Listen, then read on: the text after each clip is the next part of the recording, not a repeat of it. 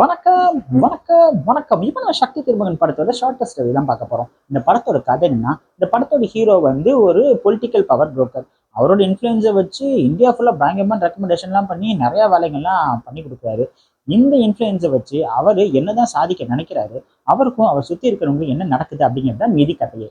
விஜய் ஆண்டனி இந்த படத்துல வந்து ஒரு 3 ரோல் பண்ணியிருக்காரு.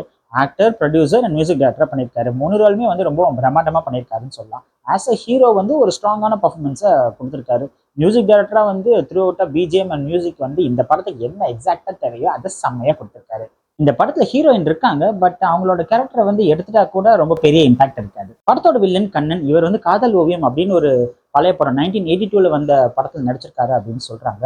இந்த படத்துல அவர் பர்ஃபார்மன்ஸ் எல்லாம் பாத்தீங்கன்னா வந்து நமக்கே சினிமாக்குள்ள போயிட்டு சப்பு நடிச்சு நீ என்ன அவ்வளவு பேர் அப்பா டக்கரா அப்படின்னு சொல்லிட்டு கேட்கணும் போல சொல்லிச்சு. அவ்வளவு யதார்த்தமாவும் ரொம்ப நல்லா நடிச்சிருக்காரு. இந்த படத்தோட டைரக்டர் அருண் பிரபு புருஷோத்தமன் வந்து இதுக்கு முன்னாடி அருவி அண்ட் வால் போன்ற படங்களை எடுத்திருக்காரு. இந்த படத்துல பாத்தீங்கன்னா மெனக்கிட்டு பயங்கரமான ஸ்கிரிப்ட் எழுதியிருக்காரு. ஸ்கிரீன் பிளே எல்லாம் வந்து ரொம்பவே பயங்கரமா யோசிச்சிருக்காரு அப்படின்னு சொல்ல தோணுது. ஏன்னா Shankar sir and Hari sir இவங்க 2 பேர் படத்தை எப்படி மர்ஜ் பண்ணா எப்படி இருக்குமோ அந்த மாதிரி வந்து படப்படன்னு படம் வந்து செம்மையா போகுது. திங்க் பண்ற மாதிரி இருக்கு.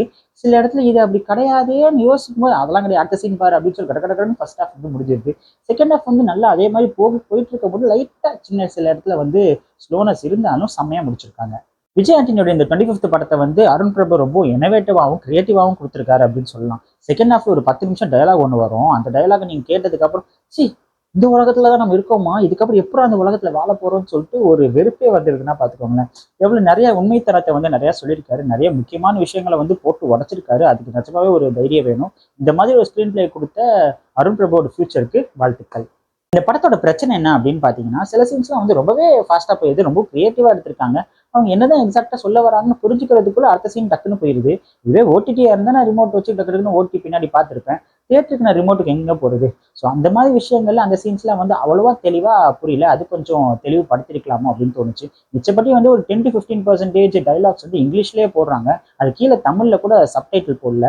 அதையும் கொஞ்சம் போட்டிருந்தாங்கன்னா இன்னும் கொஞ்சம் பெட்டரா இருந்திருக்கும். ஆக மொத்தத்துல இது யாருக்கான படம் அப்படின்னு பாத்தீங்கன்னா, எல்லா கேட்டகரி ஆஃப் மக்களும் கண்டிப்பா இந்த படத்தை ட்ரை பண்ணலாம். இந்த படத்துல சில பல லாஜிக் மிஸ்டேக்ஸ் அப்புறம் வந்து சில பல குறைகள் இருந்தாலும் நான் ரீசெண்டா பார்த்ததுல இது ஒரு நல்ல படம். இந்த படத்துக்கு ஓடிடியில கண்டிப்பா ஒரு நல்ல வரவேற்பு இருக்கதான் செய்யும். பட் இந்த படத்தை தியேட்டர்ல மிஸ் பண்ணிடாதீங்க, அப்புறம் வருத்தப்படுவீங்க. எந்த எக்ஸ்பெக்டேஷன்ஸும் செட் பண்ணாம இந்த படத்துக்கு நீங்க போனீங்கன்னா இந்த சக்தி திருமகன் ஒரு வெற்றி திருமகனா இருக்கும்.